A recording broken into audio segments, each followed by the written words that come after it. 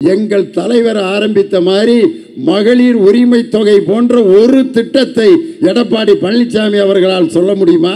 வருகின்ற 2026 ஆகஸ்ட் 15 அன்று மீண்டும் சென்னை கோட்டையிலே கொடியேற்ற போவது எங்கள் தளபதி மு.க. ஸ்டாலின் அவர்கள்தான். எடப்பாடி பழனிசாமி எங்க கொடியேற்றிட்டு இருப்பார்னா சிலுவம்பாளையத்தில் அவர் வீட்டு முன்னாடி ஒரு கொடிமரத்தை ஊனி ஏற்றி சலிட் அடிச்சா அவரா முட்டாய் கொடுத்துக்கிட்டு இருப்பாரு. மீண்டும் முதல்வராக போவது எங்கள் தலைவர் தான் என்று சொல்லி ஐயா பசும்பொன் முத்துராமலிங்க தேவர் அவர்கள் ஒரு முறை தாய்லாந்து நாட்டிற்கு அழைக்கப்பட்டிருந்தார். அந்த நாட்டிற்கு அவர் சென்ற பொழுது அந்த நாட்டினுடைய பாரம்பரியத்திற்கு தகுந்தாற் போல ஒரு வரவேற்பு கொடுத்தார்கள். எப்படின்னா பெண்கள் எல்லாம் அவர்களுடைய கூந்தலை அப்படியே விரித்து ஒரு 1000 பெண்கள் இந்த பக்கம் 500 பேர் இந்த பக்கம் 500 பேர் கூந்தலை எல்லாம் விரித்து படுத்திருக்கணும். அந்த கூந்தல் மேலே விருந்தினர் நடந்து வரணும். ஐயாவை வந்து கூப்பிட்ருக்காங்க. எங்கள் நாட்டினுடைய முறைப்படி 1000 பெண்களுடைய கூந்தலில் நீங்கள் நடந்து வரணும், இதுதான் எங்கள் நாட்டினுடைய வரவேற்பு அப்படின்னு சொல்லி ஐயாவை கூப்பிட்ருக்காங்க. அப்போ ஐயா தேவர் திருமகனார் சொன்ன பதில், எங்கள் நாட்டில் பெண்களை தெய்வமாக கருதுகிறோம், அந்த பெண்களுடைய கூந்தலின் மீது நடந்து வந்துதான் இந்த நாட்டினுடைய மரியாதையை நான் ஏற்க வேண்டும் என்ற அவசியம் எனக்கில்லை. முதலாவதாக அந்த 1000 பெண்களையும் எழுந்து நின்று எனக்கு வணக்கம் சொல்ல சொல்லுங்கள், அது போதும் என் பெண்களுக்கு நான் கொடுக்கின்ற மரியாதை என்று வெளிநாட்டில் சென்று நமது தமிழ் பண்பாட்டையும் பாரம்பரியத்தையும் காப்பாற்றிய ஐயா தேசியத்தையும் ஆன்மீகத்தையும் 2 கண்களாக பார்க்கின்ற பசும்பொன் தேவர் திருமகனாருடைய புலிப்படையினுடைய தலைவர் என் அரும்பு தம்பி கருணாஸ், அவருக்கு நான் மிகப்பெரிய ரசிகன். என்னைக்கு அவர் லொடுக்கு பாண்டியா நடித்தார் பார்த்தீங்களா, அப்போ இருந்தே நான் ரசித்து அவருக்கு ஃபோன் பண்ணி பாராட்டு தெரிவித்தேன். அந்த லொடுக்கு பாண்டியா நடிக்கிறப்ப நான் ரசித்த காட்சி எதுன்னா, அந்த வீட்டில் அப்படியே அலைஞ்சிட்டு இருக்கிறப்ப ஒரு ஃப்ரிட்ஜை திறப்பார். அப்போ ஒரு பீர் பாட்டில் இருக்கேன், அதை எடுத்து சில பேர் குடிப்பேன் அல்லது ஆகாம்பான். ஆனால் இவர் ஒரு சிவாஜி கணேசன் பாட்டை பாடுவார். தெய்வமே தெய்வமே நன்றி சொல்வேன், தெய்வமே தேடினேன் அப்படின்ட்டு பீரை தேடுவார். தேடினேன் கண்டு கொண்டேன். அந்த பீரை பார்த்துட்டு அவர் பண்ண அந்த முதல் படத்தினுடைய ஆக்ஷன்லேயே இவர் மிகச்சிறந்த நடிகராக வருவார் என்று எல்லோருடைய பாராட்டையும் பெற்ற நடிகர். அவருடைய நடிப்பை மட்டும்தான் நம்ம ரசிச்சிருக்கோம். இதுவரை அவருடைய அரசியல் பேச்சை நான் நேரடியாக கேட்டதில்லை. இன்றுதான் என் தம்பியின் பேச்சை நேரடியாக நான் கேட்கின்ற வாய்ப்பு. அவர் நினைத்தது போல 2026 எங்கள் தளபதி மீண்டும் 7வது முறையாக திராவிட முன்னேற்ற கழகத்தின் ஆட்சியை நிறுவும் போது அவர் கண்ட கனவும் கோரிக்கையும் நிச்சயமாக நிறைவேறும் என்று இந்த நேரத்தில் சொல்லி, அன்பு தம்பிக்கு ஒரு அன்பான வேண்டுகோள். எங்கள் ஐயாவினுடைய குரு பூஜை ஒவ்வொரு ஆண்டும் அக்டோபர் மாதம் அங்கே நடக்கும். அந்த நேரத்தில் ஐயாவினுடைய குரு பூஜை நடக்கும் பொழுது அவர் பிறந்த அந்த பசும்பொன் ஊரில் ஐயா பெயரில் ஒரு கல்வி நிறுவனத்தை நிறுவி ஐயா பெயரில் ஒரு பல்கலைக்கழகத்தை அந்த இடத்தில் நீங்கள் உருவாக்குவதற்கு முயற்சி செய்ய வேண்டும் என்று தம்பியிடம் நான் அன்பான வேண்டுகோளை விடுக்கிறேன். காரணம், கோயில்பட்டிக்கு நான் ஒரு தடவை போயிருந்தப்ப பசும்பொன் தேவர் திருமகன் அறக்கட்டளைன்னு ஒரு அறக்கட்டளை நிறுவி பரமசிவம் அப்படிங்கிறவர் தான் அதுக்கு ஐயா கொஞ்சம் சவுண்டை குறைங்க அப்புறம் அடிச்சுக்கலாம் விசில். அந்த மாதிரி பசும்பொன் தேவர் திருமகனுடைய அறக்கட்டளையை தலைவராக பரமசிவன் ஒருத்தர் நடத்தி 3 பள்ளிக்கூடங்களையும் 2 கல்லூரிகளையும் ஐயா பெயரில் நடத்திட்டு இருக்காங்க. அதுபோல் ஐயா பிறந்த அந்த ஊரில் அவருடைய பெயரில் ஒரு கல்லூரியை உங்களுடைய அறக்கட்டளை சார்பாக நிறுவி அடுத்த குரு பூஜையில் அதற்கான அடிக்கல் நாட்டு விழாவை எங்களுடைய திராவிட மாடல் முதலமைச்சர் தளபதி மு.க. ஸ்டாலின் அவர்களுடைய திருக்கரங்களால் அந்த அடிக்கல்லை நாட்டணும் அப்படின்னு தம்பிக்கிட்ட ஒரு அன்பான செஞ்சிடறேன்னு சொல்லிட்டார். காரணம் என்னென்னா, உசிலம்பட்டியில் தான் ஐயா தேவர் திருமகனார் கல்லூரின்னு ஒன்று இருக்குது. அவர் பிறந்த ஊரில் இருக்கணும் அப்படின்னு என்னுடைய ஆசை. நம்ம துர்ராஜிக்கிட்ட பக்கத்தில் உட்காந்துருந்தேன். அப்போ சொன்னார், 6 மணிலேருந்து உட்காந்துருக்காங்கப்பா, நீங்கள் 8:45 ஆரம்பிக்கிறீங்க, ஒரு 10 நிமிஷத்தில் முடிச்சு விட்ருங்க, ஜனங்கள்லாம் நொந்து நூலாகி கிடக்கிறாங்கன்னார். நான் உண்மையிலே மேடையில் நிற்கிற பேச்சாளர் மட்டும் இல்லை, நான் 33 வருஷம் வாத்தியார். மொதல் பீரியடில் பாடம் எப்படி நடத்தணும், 7வது பீரியடில் பாடம் எப்படி நடத்தணும்னு எனக்கே தெரியும். அந்த 7வது பீரியடு மணி அடிக்கிறதுக்கு எல்லாம் ரெடியாக உட்காந்துருப்பேன். அப்போ போய் வானாகி மண்ணாகி வெளியாகி ஒளியாகி ஊனாகி உயிராகின்னொன்னே நாங்கள் இதெல்லாம் கேட்டு வீணாகி போயிட்டோம்யா, பெல் அடித்தோன்னு ஓடணுமியாம்பாங்க. பயல்கள்கிட்ட கேட்போம், உங்களுக்கு ஒரே பியூன் தாண்டா மணி அடிக்கிறாரு, அவர் காலையில் ஒரு மணி அடிப்பார், சாயங்காலமாக அதே ஆள் தான் அடிக்கிறான், எந்த மணிட அவங்களுக்கு ரொம்ப பிடிக்கும்னு கேட்டால், காலையில் அடிக்கிறப்ப அடிச்சிட்டியா இளவு மணியை அப்படிம்பாங்க, சாயந்தரம் அடிக்கிறப்ப அடியா அப்படின்ட்டு அவரை நேசிக்கிறான். என்ன காரணம்னா, அந்த வகுப்புலேருந்து விடுதலையாகி ஓடுற நேரம். அதனால் மாணவர்களுக்கு பாடம் நடத்தி பழக்கப்பட்ட எனக்கு இங்கே உட்காந்துருக்கிற முன்னால் உட்காந்துருக்கவங்கள பற்றி கூட நான் கவலைப்படல. இந்த பின்னால் வயசான பெண்கள் எங்கள் அம்மாலாம் உட்காந்துருக்கு, ஒரு நரைச்சதால் அம்மாவாக ஒரு 15 பேர் உட்காந்துருக்குதுங்க. அவங்கெல்லாம் இப்போ என்ன நினைக்கிறாங்கன்னா, இவன் டிவியிலே 1.5 மணி நேரம் பேசுவானே, இந்த ஆள் எப்போ பேசி முடிக்கிறது, நம்மெல்லாம் வீட்டுக்கு போகிறதுன்ட்டு அப்படி நினச்சிக்கிட்டு இருப்பாங்க. அதனால் நான் எவ்வளவு நேரம் பேசணுமோ அதை முதலையே நான் முடிவு பண்ணிட்டேன். அருமையான எங்களுடைய அண்ணன் துர்ராஜ் அவர்களுடைய தலைமையில் இந்த நிகழ்ச்சி நடக்குது. அவருடைய கலரை பார்த்தீங்களா, துர்ராஜ் அண்ணன் கருப்பு. இந்த கருப்பு பார்த்தீங்கன்னா பனைமரத்தில் மழை பெஞ்ச அளவுக்கு அப்படி ஒரு கருப்பு. இந்த கருப்பு சாதாரண கருப்பு அல்ல, தமிழனின் நிறம் இந்த கருப்பு தான், உழைப்பாளர்களுடைய நிறம் இந்த கருப்பு தான். அதனால தான் பாவிஜய் கருப்பு தான் எனக்கு பிடிச்ச கலரு, என் கண்ணு 2 ஒன்றை மயக்கம் 1000 வாட்ஸ் பவர்னு எழுதினார். அப்படிப்பட்ட மேடையில் இருக்கிற எல்லாருடைய பேரையும் சொல்லணும்னு எனக்கு ஆசை தான். ஆனால் ரவ்வு பகலாகி ராவணின் கதையாயிரும். ஆனால் இங்கே உட்காந்துருக்கிற நம்ம சகோதரிகள்லாம் இவ்வளவு மகிழ்ச்சியாக இந்த நேரத்தில் உட்கார்ந்துருக்கிறதுக்கு காரணம், நம் தளபதி மு.க. ஸ்டாலின் அவர்களுடைய ஆட்சியில் சகோதரிகள் தான் இன்னைக்கு மகிழ்ச்சியாக இருக்கிறார்கள், தாய்மார்கள் தான் இன்னைக்கு மகிழ்ச்சியாக இருக்கிறாங்க. அதனால தான் அவருடைய திட்டங்களையெல்லாம் இன்னைக்கு வரிசையாக சொல்லலாம். அந்த திட்டத்தை பூரா வரிசையாக ஒரு 10 திட்டத்தை வரிசையாக சொல்கிறேன்.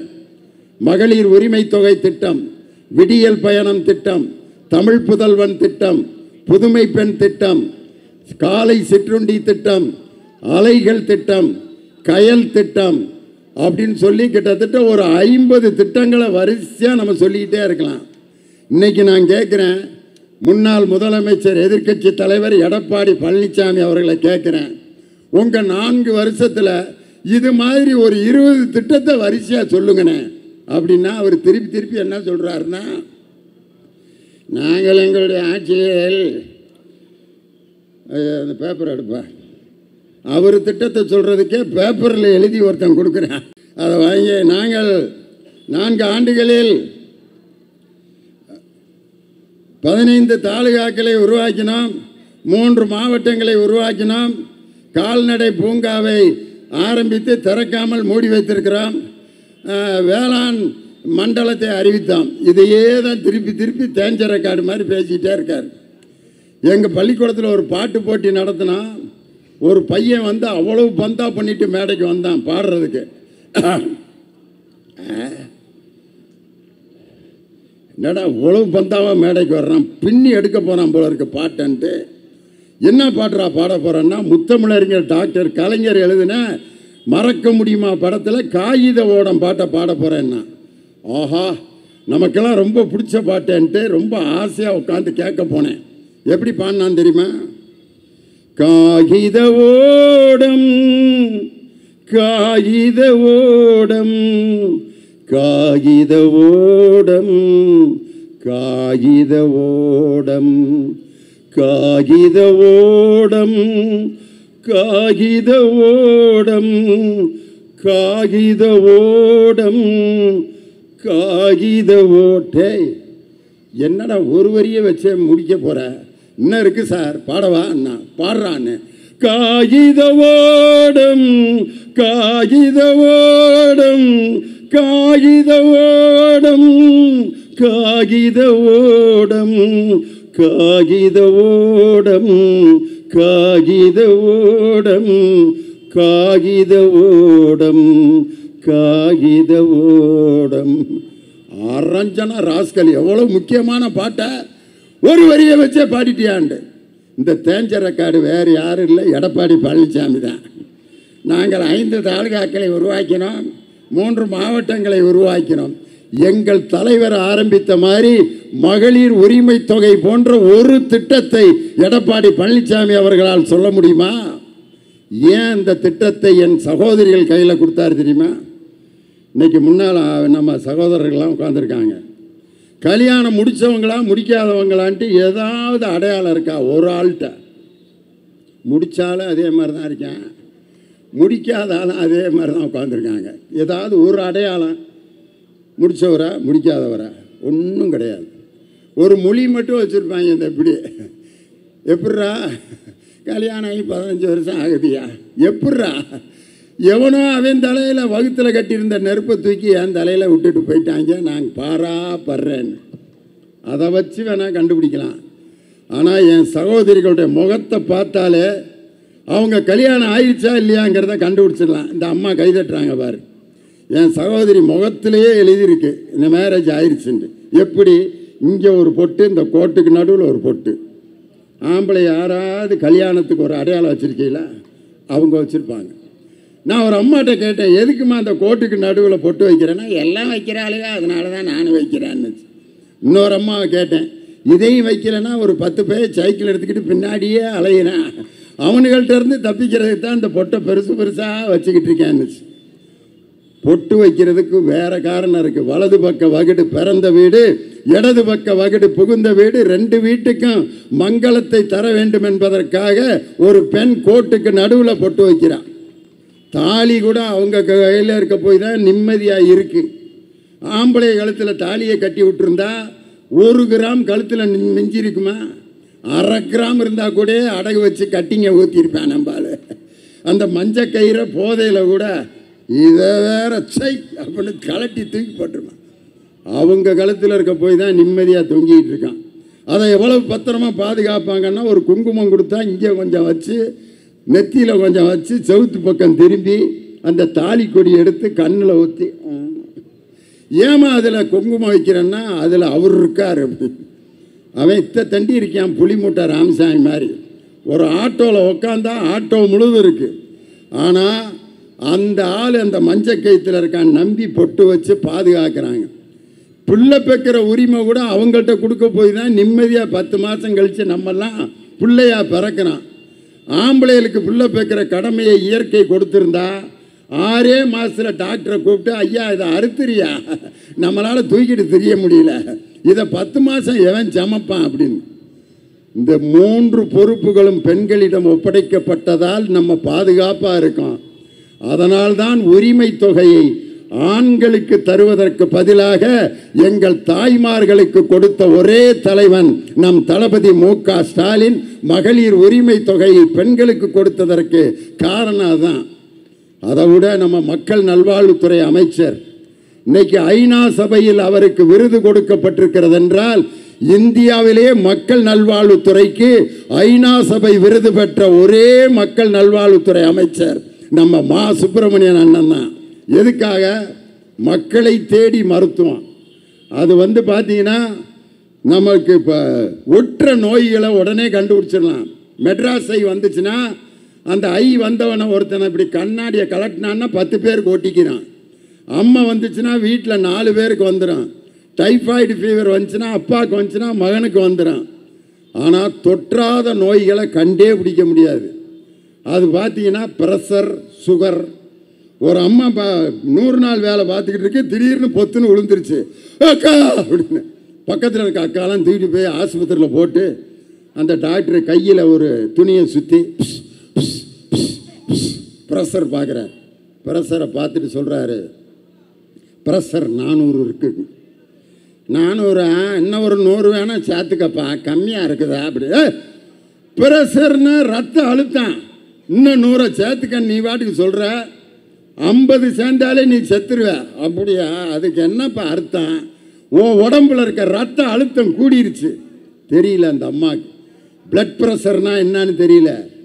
இன்னொரு அம்மா ரேஷன் கடையில் நின்றுட்டு இருக்கு, மயக்கம் போட்டு விழுகுது. பிளட் டெஸ்ட் பார்த்தா சர்க்கரை 300 இருக்குமாங்கிறாங்க. அந்த அம்மா சொல்லுது, எங்கள் வீட்டில் டப்பால் 500 கிராம் தான் இருக்குது சர்க்கரை, என் உடம்புக்கு எப்படி 300 வந்துச்சுன்னு. ஓ உடம்புல 300 கிராம் சர்க்கரை இருக்கு, இருந்துட்டு போகுதுப்பா. அது இருந்தால் என்ன அப்படின்னா, இன்னும் கொஞ்சம் கூடுச்சுன்னா உன் உயிருக்கே ஆபத்து. சுகர்னா என்னான்னு தெரியல, ப்ரெஷர்னா என்னான்னு தெரியல. மக்களை தேடி மருத்துவம் என்ற ஒரு திட்டத்தின் மூலம் ஒவ்வொருத்தரையும் போய் செக்கப் பண்ணி தொற்றாத நோய்களை கண்டுபிடித்து இதுவரைக்கும் காப்பாற்றப்பட்ட உயிர்கள் எத்தனை என்றால் 2,74,00,000 உயிர்கள் காப்பாற்றப்பட்டிருப்பது நமது மக்கள் நல்வாழ்வுத்துறையினுடைய மிகப்பெரிய திட்டம் இல்லையா? இங்கே பாருங்க, 2 ஸ்கூல் பையன், ஒரு பையன் உட்கார்ந்துருக்கான். அவன்லாம் அரசியல் கூட்டத்துக்கு காசு கொடுத்தா கூட வருவான் ஐயா. அவன் வந்து உட்காந்துருக்கானா, நாளைக்கு இவன் கூட மாவட்ட செயலாளராக வருவான் திமுகவில். என்ன ஜம்முன்னு உட்காந்துருக்கான் பாருங்க. தம்பி, உன் பேர் என்ன ராஜா? சத்தமாக சொல்லு. அப்பாஸ். ஆஹா, அப்பாஸ்க்கு எல்லாரும் ஒரு கைத்தட்டு கொடுங்க. காரணம், ஒரு இஸ்லாமிய மாணவன் இந்த இடத்துல ஒரு கூட்டம் கேட்க வந்திருக்கான்.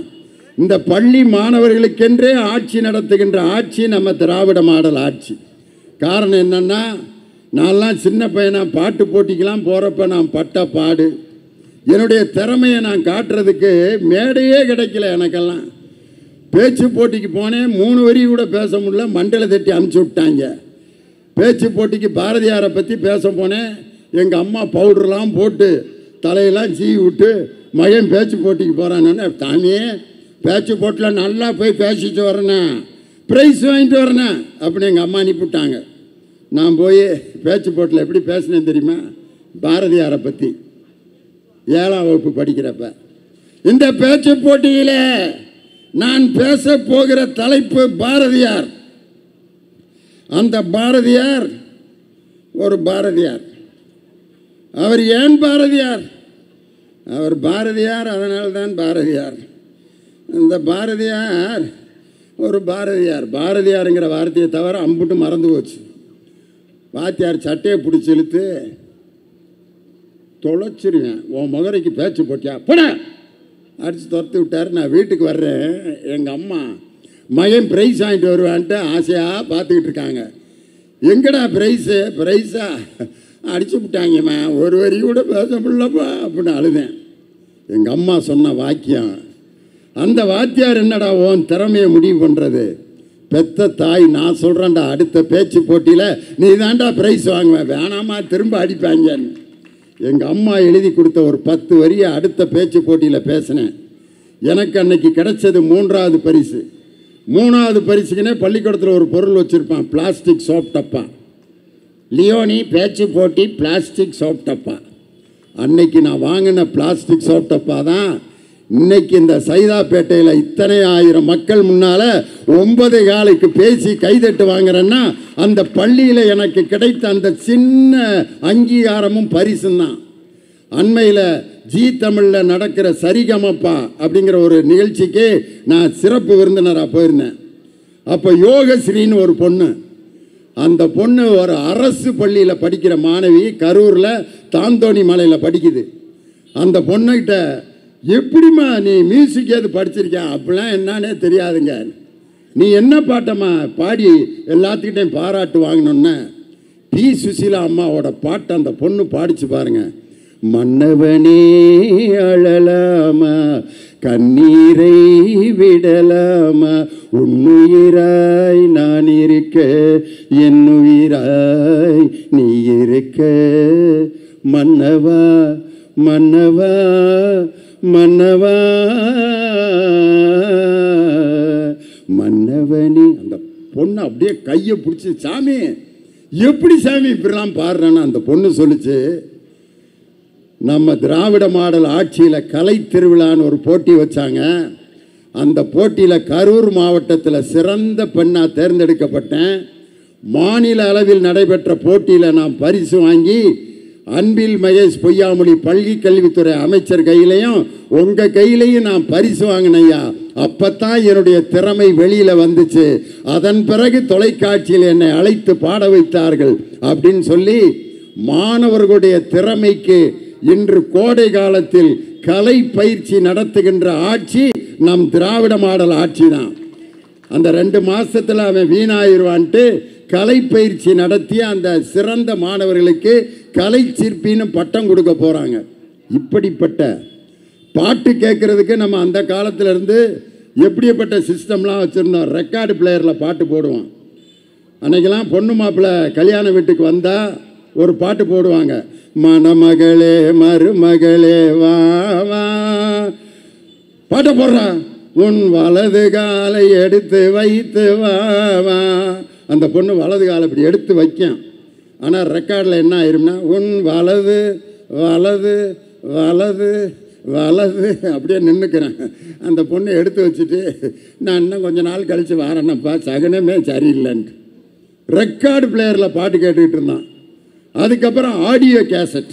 என் பட்டிமன்றம்லாம் வர்ற காலத்தில் ஆடியோ கேசட் லியோனி பட்டுக்கோட்டையா கண்ணதாசனா என்ற பட்டிமன்றத்தின் 4வது பாகம் 4 கேசட் இருக்கும் ஒரு பட்டிமன்றத்துக்கு. ஆடியோ கேசட்டுக்கு அடுத்து சிடி. அதுக்கப்புறம் பார்த்தீங்கன்னா இப்போ ஒரு பாட்டை கேட்கணும்னா சிடி தேவையில்ல, ஆடியோ கேசட் தேவையில்ல. வீட்டில் ஒரு சின்ன மிஷின் இருக்குது, அதுக்கு பேர் அலெக்சா. அது என்ன பாட்டை சொன்னாலும் போடுது. அலெக்சா அலெக்சா அழகென்ற சொல்லுக்கு முருகா அப்படின்னு அலெக்சா பாடுது. அழகென்ற சொல்லுக்கு முருகா உந்தன் அருளன்றி உலகிலே பொருளேது முருகா. அழகென்ற சொல்லுக்கு முருகா. ஸ்டாப் பண்ணிடுது. இறைவனிடம் கையேந்துங்கள் நாகூர் அனிஃபா பாட்டு. உடனே அலெக்சா பாடுது. இறைவனிடம் கையேந்துங்கள் அவன் இல்லை என்று சொல்லுவதில்லை, பொறுமையுடன் கேட்டு பாருங்கள் அவன் பொக்கிஷத்தை மூடு. ஸ்டாப். சந்தோஷம் பொங்குதே கிறிஸ்தவ பாட்டு. அலெக்சா பாடுது. சந்தோஷம் பொங்குதே சந்தோஷம் பொங்குதே சந்தோஷம் என்னில் பொங்குதே. அல்லேலூயா இயேசு என்னை ரட்சித்தார், முற்றும் என்னை மாற்றினார், சந்தோஷம் என்னில் பொங்குதே. Alexa stop. நீ இருக்கிறது ஓலக்கொட்டாயா? நீ இருக்கிறது ஓலக்கொட்டாயா? சும்மா நடக்கிறது தவளை கட்டாயா? எல்லா பாட்டையும் அந்த ஒரு அலெக்சா பாடுது. இப்போ அதுவும் இல்லை, உங்கள் மொபைல் ஃபோனில் இத்தினோண்டு கார்டு, மெமரி கார்டு, அதுக்குள்ளே 1000 பாட்டு இன்னைக்கு சேர்த்து வச்சுருக்காங்க. அந்த மெமரி கார்டு செல்ஃபோனுடைய அந்த சிம் கார்டில் இருக்கிற முக்கியமான பொருள் என்ன தெரியுமா? கருவி. அதுக்கு பேர் செமிகண்டக்டர் என்று பெயர். அந்த செமிகண்டக்டர் எந்த நாட்டில் அதிகமாக தயார் செய்கிறார்களோ அந்த நாடு தான் வளர்ச்சி அடைந்த நாடு என்று ஜப்பானும் சைனாவும் அந்த செமிகண்டக்டர் துறையில் இன்று முதலிடத்தில் இருக்கிறது என்பதை தெரிந்து அந்த செமிகண்டக்டர் தொழிற்சாலையை தமிழகத்திற்கு கொண்டு வர வேண்டும் என்று முதலில் இந்தியாவிலேயே முடிவெடுத்த முதலமைச்சர் நம் தமிழகத்தினுடைய முதலமைச்சர். இன்னும் 20 ஆண்டுகளுக்கு பிறகு நடைபெற வேண்டிய அறிவியல் முன்னேற்றத்தை இன்றைக்கு செமிகண்டக்டர் தொழிற்சாலையை கோவை மாவட்டத்தில் சூலூர்லையும் பல்லடத்திலையும் திருப்பூர்லையும் நிறுவப் போகிறேன் என்று பட்ஜெட்டில் அறிவித்த தலைவர் நம் தளபதி மு.க. ஸ்டாலின்ங்கிற தலைவர். அதே மாதிரி பெண்களுடைய உழைப்புக்கு என்ன மரியாதை இருக்குன்னு நினைக்கிறீங்க? பெண்களுடைய உழைப்புக்கு கொத்தனார் கலவை எடுத்து இந்த ஆடு ஆடி பூசுவார் சாரத்தில் உட்காந்துக்கிட்டு. அந்த கலவை உண்டாகிற இடத்துலேருந்து சட்டியில் தூக்கிட்டு அந்த சாரத்தில் 5 படிக்கட்டு ஏறி அந்த கலவையை கொட்டுறது யார்? சித்தாள் பெண்கள். அதுக்கு பேர் ஏன் சித்தாளுன்னு வச்சுருக்கான் தெரியுமா? பெரிய ஆளுன்னு வச்சா சம்பளம் கொடுக்கணும் நிறையா. சித்தாள் கொத்தனாருக்கு 2000 ரூபா, சித்தாளுக்கு 500 ரூபா.